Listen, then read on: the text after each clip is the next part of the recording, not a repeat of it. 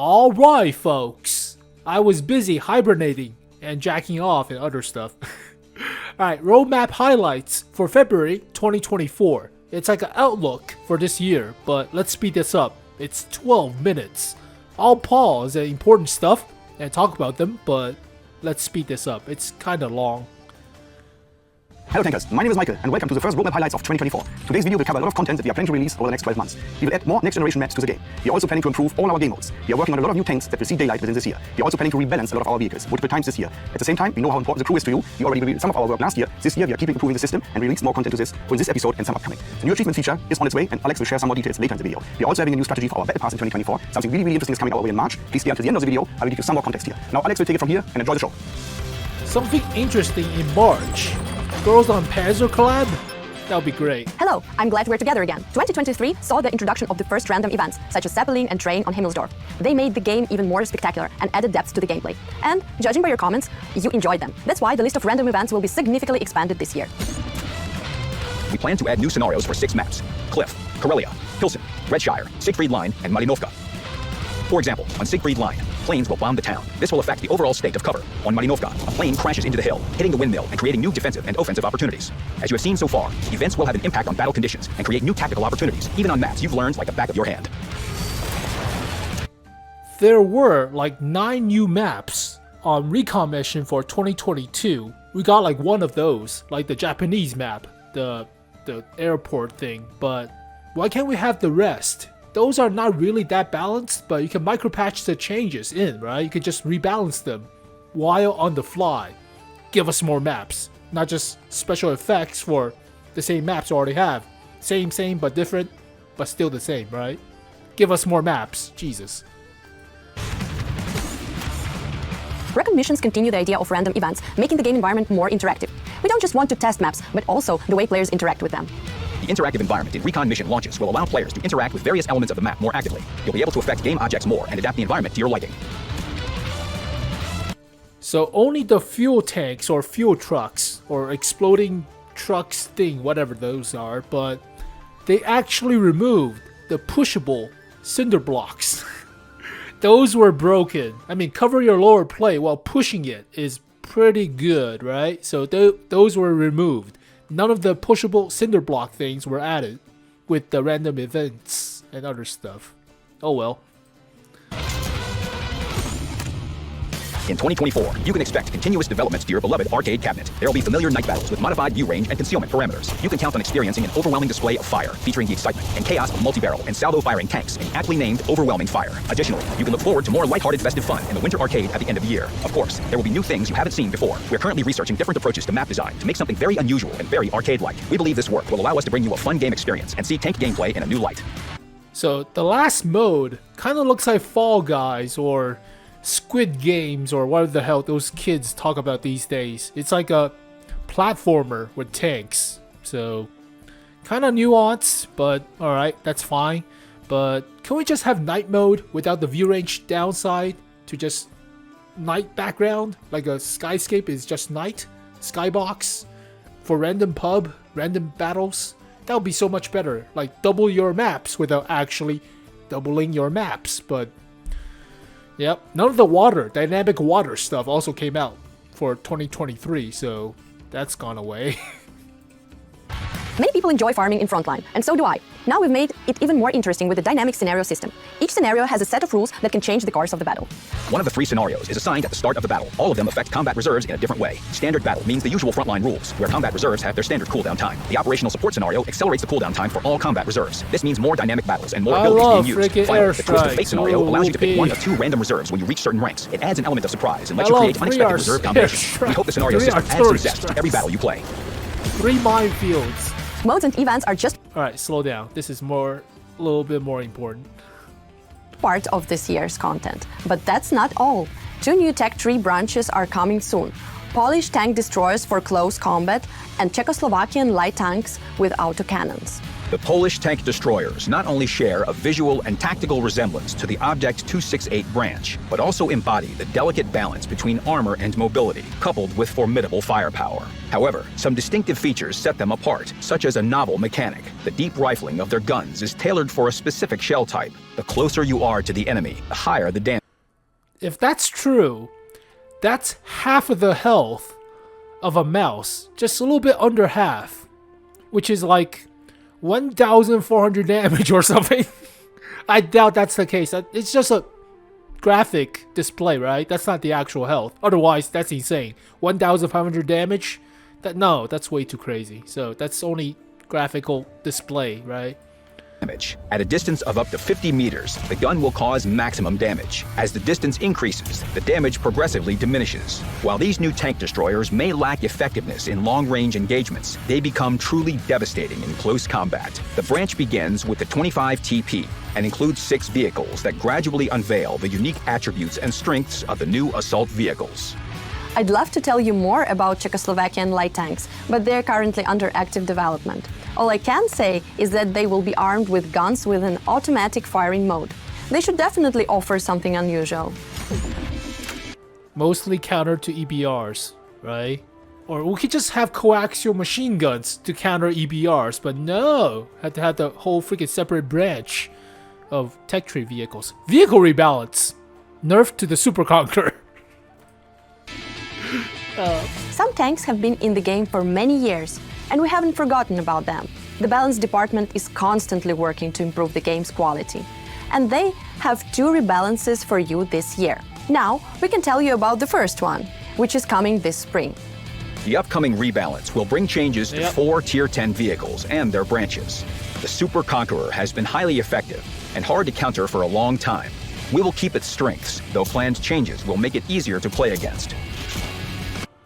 They jammed the shell into the mantlet, or near the crevice of the mantlet. So they might weaken the turret armor, but still keep the space armor thing. But 1,000 damage. Holy! You can actually jam a APCR round through this mantlet if you're high enough pin, or even AP shell. But the Contracaro 3 Minotauro is as difficult to crack when it's hull down.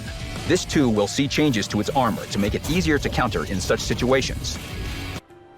So weaken the turret front armor. The mantlet is not that big, so that's likely a hike supposed to end the tank round based on the explosion. But okay, fine, whatever. It's like an E3 except you have a turret and gun depression, pseudo turret. The Panzerkampfwagen 7 has been clearly outmatched by many of its heavy counterparts. It'll receive a noticeable improvement to its characteristics and become a tank for all, and not just with a niche appeal. Is the VK7201K getting a buff for Clan Wars? That's also practically the same vehicle with a different gun, but they say only characteristics, not the actual armor, so we'll have to see. But yeah, the side armor on the turret support are practically garbage. Just shoot the side armor right there, even if you don't side scrape, but whatever. Yeah.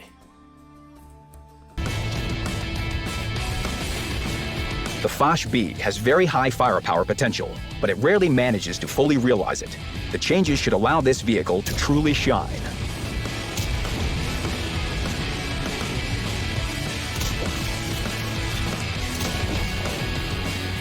What about the 𝗥cie 155? I don't know. There's so many vehicles that need rebalance, like the Concept number 5, the British wheeled medium tank. That thing needs a DPM. That thing needs a little bit more mobility. It's so lacking compared to a Leopard 1. So there are vehicles that are like the BZ-75, mediocre. So buff the cupola on the BZ-75 and then we'll talk. But the game experience is being improved both in battle and in the garage. That's why we are preparing several updates to crew. The perk system will be changed later in this year, but improvements to all-round comfort are coming very soon. Perks are getting changed again. Trying to stick this piece of crap on the wall for like the last 5 years or so. Come on. All right. You will no longer have to increase the major qualification level of your crews. It will be replaced by crew efficiency bonus, which will show the effect of things like brothers in arms or ventilation. You will be able to move any crew in a suitable tank, immediately unleashing the full potential of its characteristics. When reassigning a crew without retraining, you won't get a penalty to vehicle dynamic characteristics. Instead, crew perks will be blocked. After retraining for free or for credits, perks will work but with reduced efficiency until the crew receives enough XP in its new vehicle. So there's no downside to under 100% crew training. Now the perks are just not as effective, technically. So it's like changing the name without actually changing the vehicle or changing the crew. So just the same shit, different name, practically. Alright, fine. System is much simpler and more player-friendly. Another long-awaited event coming up is the Barracks Cleanup. All crew members that don't have enough XP to train their first perk to 100% will be removed from the barracks and compensated for with crew books. Alright, people are being meat grinded into crew books. Originally, the same happened with crew 2.0, so gather enough all of these crews and they'll be turned into crew books. Wait, can you just like break the system and milk the system by recruiting a bunch of people that cannot have first crew skills and they'll become crew books? That's kind of broken, right? You just farm crew books or crew pamphlets or booklets. We'll have to see. We'll have to see with the actual patch notes if we can actually, you know, milk the system or cheese the system, but these will contain as much XP as the converted tankers had. And don't worry about special crew members like celebrities. You will keep them. A lot of content has appeared in the game over the years, and it's not always clear what you've achieved and what you still have to aim for. The new achievement system will help you with that. Eventually, it will cover many aspects of the game, but at first, it will focus on the most important one, the vehicles. This new achievement system will be of great help to tankers, both seasoned and new. Initially, there will be several sections. The first will be a record of all your researched vehicles of different...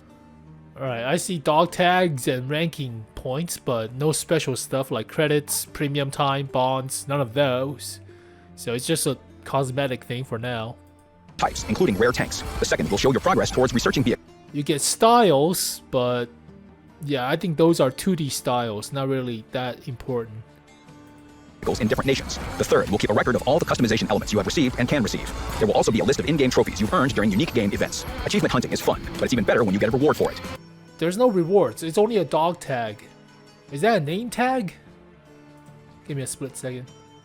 It's even better when you get a reward for it. For some achievements, that's dog tags. You'll get valuable items, such as rare dog tags. Each achievement point adds to your progress. This will help you evaluate your overall success status, I see name tags, including rare tanks. The second will show your progress towards researching vehicles in different nations. The third will keep a record of all the customization elements you have received and can receive.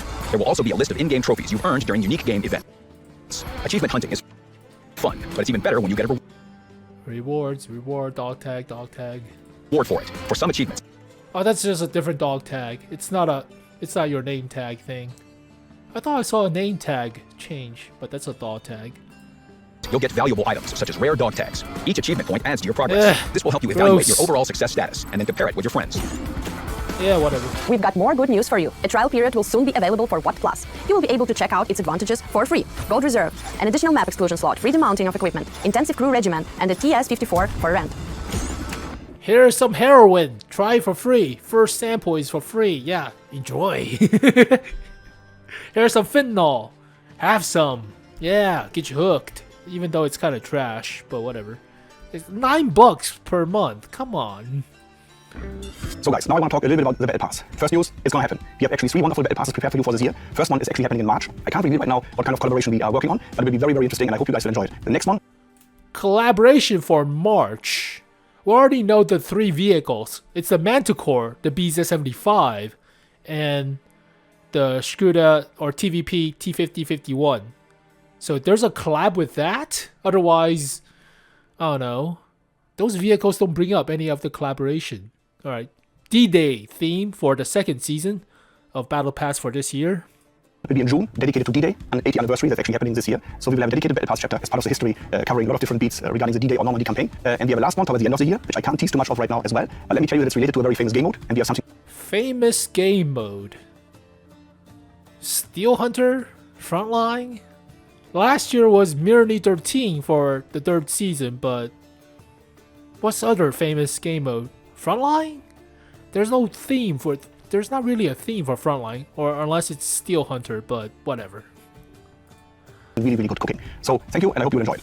2 new Tier 9 special vehicles will be available in the Battle Pass store. The TT-130M is a Czechoslovakian heavy tank with jet boosters. You'll be able to accumulate tokens for it, starting in the first season. And the new main annual reward, TS-60, is a turreted tank destroyer with high damage per minute. Start saving up for them in the upcoming season. Now, it will be even easier for everyone. 3 tokens from the collections will be added to the free progression. 1 token. Alright, so they might change the token requirement, but there was an inflation for last year compared to 2022. Also, it's a TT-130M, not the T-54D, as we expected, but TS-60 is there, so it's a rocket boosting 𝗥cie T-56 with space armor practically, but single shot too, not a autoloader, double shot. Oof. Token for each chapter. Additionally, the prices of all vehicles will be systematized. Starting with the next season, you'll be able to earn Battle Pass points in the Tier 4 and 5 vehicles. The store, in addition to crew members and 3D styles of the previous seasons, will feature 2D customization. That's all for now. Thanks for staying with us. See you in the next episode of Roadmap Highlights. Alright, so that's practically it, folks. The most interesting thing out of this whole video is random events. That's the best map replacement we get, or substitute, so... For 6 maps. Yeah, random events is the most important thing out of all of these. And then the rebalancing. Nerf to the Super Conqueror, supposedly. Or the Manticore. Minotauro. Not the Manticore. But, yeah, Girls on Panzer collaboration, right? Something interesting happening at the end of March. So, I don't know. Girls on Panzer collab? I mean, that's with the recent BT-42 and Tiger 2 changes, but there might be assembly shop for the Object 452K, or maybe the even MBTB, but yeah, if it's going to be assembly shop, they will announce it on a Tuesday. It will happen on a Thursday. That's the regular schedule with the last 3 vehicles. Not a medium tank, it's a heavy, with the best camo out of all of them. And the MBTB might come out too, so heavy tank and BTB. I'm thinking it's a toss-up at this point.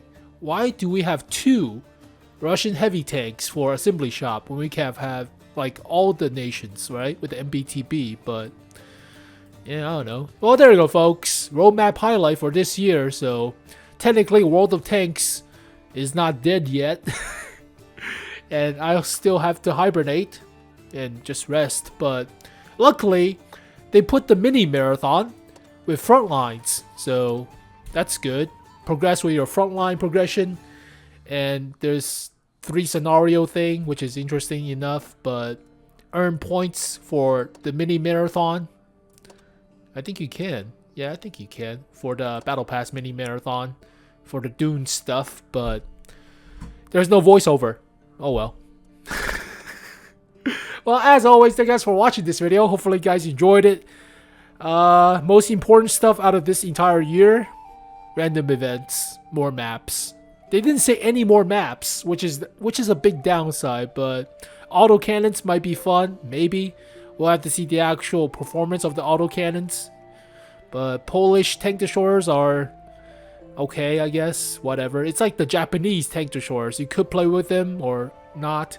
Crew 2.0 might be controversial, to say the least, but hey, you could milk the system or cheese the system by having lots of crew members and they'll turn to booklets or something. That would be interesting. So we'll have to cheese the whole system maybe, but achievements are boring. There's no red tiger paint or blue tiger paint after you kill like 300 tanks or something, so not that interesting, but there might be something special during March, and I'm hoping Girls on Panzer collaboration, but they don't say anything about it, so March is something special. We'll have to wait, so guess we can go back to hibernating, mostly. But as always, thank you guys for watching this video. Hopefully you guys enjoyed it. I'll see you guys next time. Peace. 沈むように溶けてゆくように二人